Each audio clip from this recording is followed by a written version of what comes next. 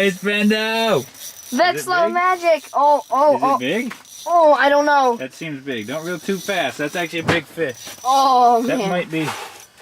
Oh boy, that's a good fish, Brendan. Oh my gosh. Don't reel too fast. That could be a bass or that's something big. Slow down. Slow down. Oh my gosh. Oh. You're good, but go slow. Oh my. Okay, okay, there you go.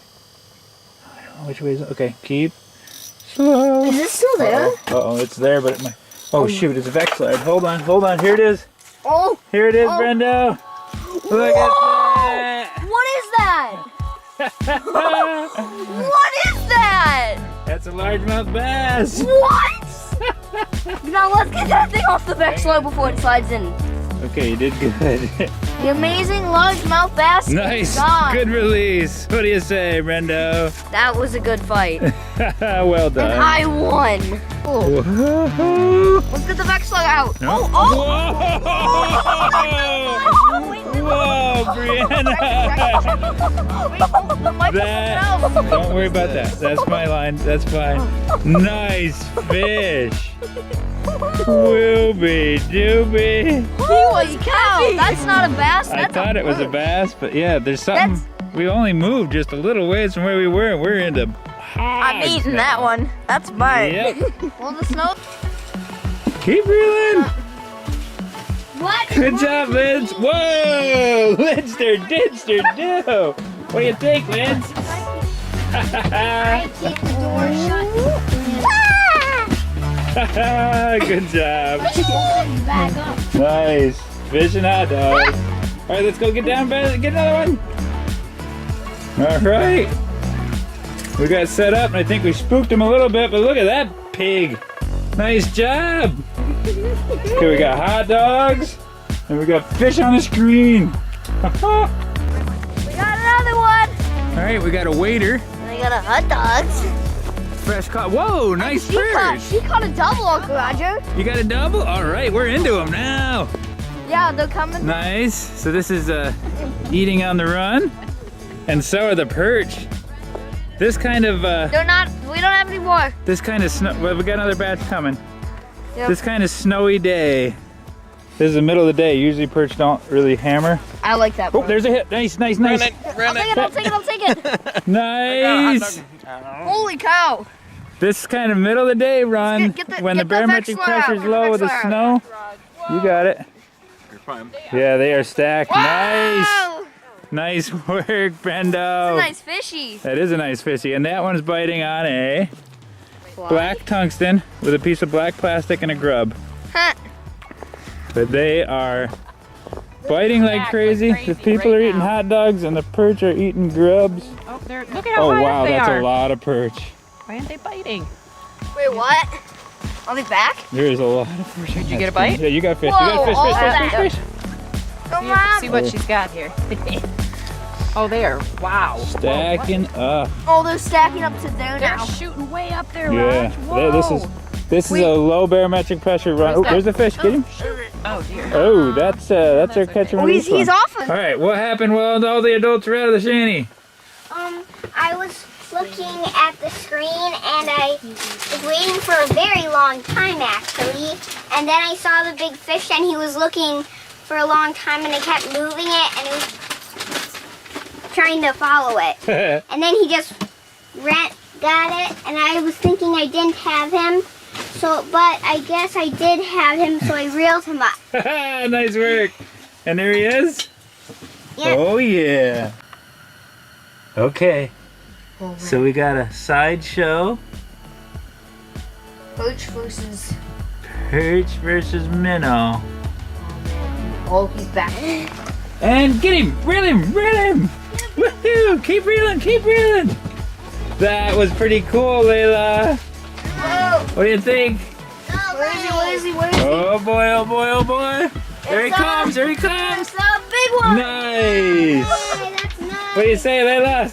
Yay! Nice! Look at the size of this thing. Nice work. So there, this is that. It's like that better. That's the chain jig with a finesse rig, and this guy took the fly. He's huge. They were hammering when we first got on them, and then they got a little finessey, but we're getting them. Hey guys, I I just watched that video and realized that was not a reality TV. That really looked like a great fun time, and it definitely was a great fun time. But that's a bunch of clips from a few hours, and the reality was half the kids didn't want to go fishing that day. There was all sorts of screaming and yelling. There was kids in the slush and everything. I never take video of that. Lines, jig poles wrapped around tip-ups, wrapped around children, just disastrous mess. Fish hooks all over the place. We set 9 tip-ups out because I figured we'd been catching Lakers there steady. We'd get kids catching Lakers. My brother-in-law chiseled the holes really big so that we could get the trout out real easy. And I think he somehow aggravated a tendon in his hand. His right hand wouldn't close. I mean, we got back that day exhausted with just drained. And I didn't even think we had any footage. And then I watched that. I thought, oh, gee, we actually had fun. And I think it's just not fair or honest for me to just put a video out like that and say, hey, this is what it's like to take kids fishing. And I'd like to talk about, you know, some of the best tips to what it is to take kids fishing. It's straight up, it's hard. And sometimes it's disastrous. There's a lot of times when my kids say, we don't want to go fishing today because of whatever I did to them the last time.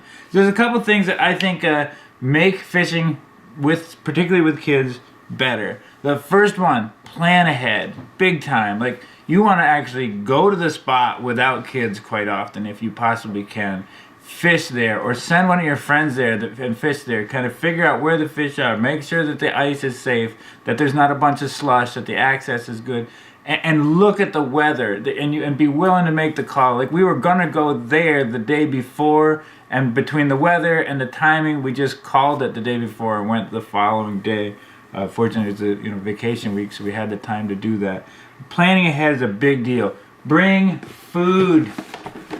Kids like to eat stuff. You can make the kids do all sorts of things that they would not normally do with bait, just like fish.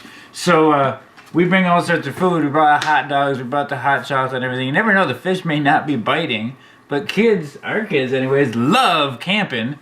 And if you can turn it into, a camping trip with fish on the side, you can pull out a win even if the fish aren't really interacting.